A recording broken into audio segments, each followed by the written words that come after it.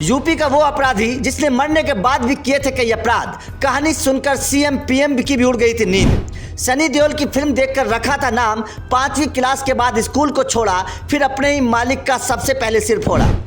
जौनपुर का वो मुन्ना भाई जिसकी मौत पर पूरी विधानसभा ने ताली बजाई। मुन्ना बजरंगी की कहानी जिससे सरकार को भी हो गई थी परेशानी। मुख्तार अंसारी का वो एहसान जिसने मुन्ना बजरंगी को बना दिया था खूंखार शैतान। मुन्ना का वो काम जिसने उसे बना दिया अपराध की दुनिया का बड़ा नाम। जी हाँ, 90 के दशक में जब यूपी में अपराध का बोलबाला हुआ करता था, उस वक्त उन अपराधियों में एक नाम मुन्ना बजरंगी का भी था। नाम के हिसाब से मुन्ना का काम भी था। साल 1967 में जौनपुर के गांव पूरे दयाल कसेरू में पारसनाथ सिंह के घर मुन्ना का जन्म हुआ। पिता किसान थे और घर के हालात बहुत अच्छे नहीं थे, इसलिए 5वीं के बाद ही मुन्ना को स्कूल छोड़ना पड़ा। लेकिन उसके बाद मुन्ना ने अपराध की दुनिया में जो काम किया उसकी कहानी बड़ी दिलचस्प है। चलिए आपको मुन्ना बजरंगी की पूरी कहानी बताते हैं। साल 1982, मुन्ना अक्सर गाँव में लड़ाई झगड़ाई करता। एक दिन आपसी विवाद की वजह से मुन्ना ने गाँव में मारपीट की। पुलिस कंप्लेंट हुई, तब से गाँव के लोग मुन्ना से डरने लगे। हद तो तब हो गई जब 2 साल बाद ही मुन्ना ने अपने सेठ की हत्या कर दी। दरअसल अपने शुरुआती दिनों में मुन्ना कालीन बुनने का काम करता था।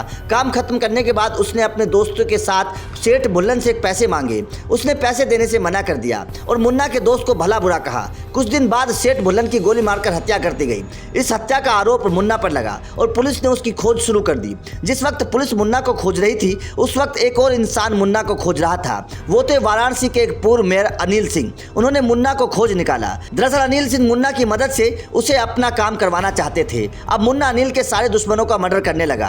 एक एक करके अनिल सिंह के सारे दुश्मन मारे जाने लगे। इल्जाम लगा मुन्ना पर। मुन्ना का आतंक अब यूपी में बढ़ने लगा और यहीं से उसके नाम पड़ा मुन्ना बजरंगी। साल 1990 में साधु सिंह हत्याकांड के आरोपी जयदेव पांडे की हत्या कर दी गई थी। उसके बाद मुन्ना का नाम इस गैंगवार से जुड़ा। इस दौरान मुन्ना के पैर में गोली लगी। खून निकलते हुए लंगड़ा कर वो किसी तरीके से मुख्तार के पास पहुंचा। मुख्तार ने तुरंत अस्पताल ले जाकर उसका इलाज करवाया।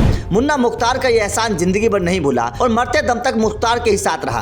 कुछ दिन बीते, मुन्ना अब ठीक हो चुका था। मुन्ना को गोली जौनपुर के बीजेपी नेता रामचंद्र सिंह ने मारी थी। सही होते ही उसने सबसे पहले बीजेपी नेता की हत्या कर दी। इस हत्या के बाद मुन्ना बजरंगी अपराध की दुनिया का बड़ा नाम बन गया। लोग उससे थर्राने लगे थे। लेकिन यहाँ पर एक और दिलचस्प कहानी है। बताया जाता है कि जब सनी देओल की फिल्म अर्जुन पंडित आई थी, उस दौरान लोग मुन्ना को मुन्ना पंडित कहने लगे थे। यहाँ पर मुन्ना का नाम मुन्ना पंडित भी पड़ गया। अब मुन्ना के अपराध बढ़ने लगे थे तो सरकार ने मुन्ना को पकड़ने के लिए जाल बिछाया। 4 मई 1998 में यूपी सरकार ने मुन्ना को पकड़ने के लिए एसटीएफ को लगा दिया। कुछ दिन बाद 11 सितंबर 1998 को एसटीएफ को मुन्ना के मूवमेंट की जानकारी मिली। वो दिल्ली के करनाल रोड से निकलने वाला था। उसे पकड़ने के लिए जाल बिछाया गया। मुन्ना काले रंग की टीम से वहां पहुंचा तो पुलिस ने उसे घेर लिया। गाड़ी में मुन्ना के साथ उसका एक साथी भी मौजूद था। मुन्ना को खतरा लगा तो उसने तुरंत फायरिंग शुरू कर दी, लेकिन मुठभेड़ में मुन्ना और उसके साथी को गोली लग गई। एसटीएफ की टीम दोनों को लेकर लखनऊ के राम मनोहर लोहिया अस्पताल पहुंच गई। वहां डॉक्टर ने दोनों को मृत घोषित कर दिया। बताया जाता है कि जिस वक्त मुन्ना को गोली मारी गई, उस वक्त यूपी विधानसभा में बढ़ते अपराध को लेकर कल्याण सिंह की सरकार पर निशाना साधा जा रहा था और सदन में हंगामा चल रहा था। इसी गहमा गहमी के बीच कल्याण सिंह को एक पर्ची मिलती है। पर्ची देखते ही सीएम कल्याण सिंह के चेहरे पर मुस्कान आ जाती है। पर्ची में लिखा था, एसटीएफ ने नामी डॉन मुन्ना को मार गिराया। उस वक्त मुन्ना का खौफ इतना ज्यादा था कि जैसे ही कल्याण सिंह ने विधानसभा में जानकारी सबको दी, सभी ने मेजे थपथपा कर अभिवादन किया। सभी ने कल्याण सिंह को बधाई दी। सदन खत्म हो गया। कुछ घंटे बाद मुन्ना की बॉडी को पोस्टमार्टम हाउस भेजा गया। जैसे ही डॉक्टर्स वहां पहुंचे, उनके होश उड़ गए।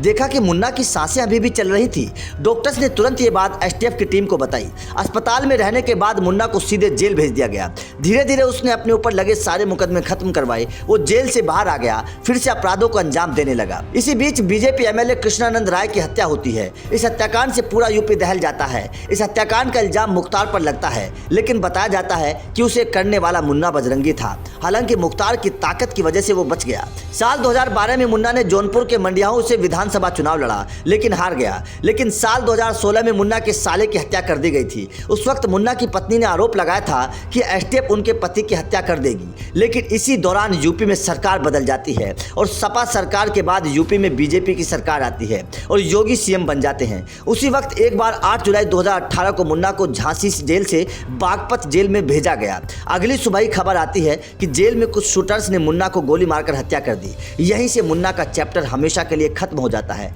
जाहिर तौर पर योगी सरकार के आते ही मुन्ना का आतंक खत्म हो गया। आपका इस अपराधी को लेकर क्या कहना है, कमेंट करके जरूर बताएं।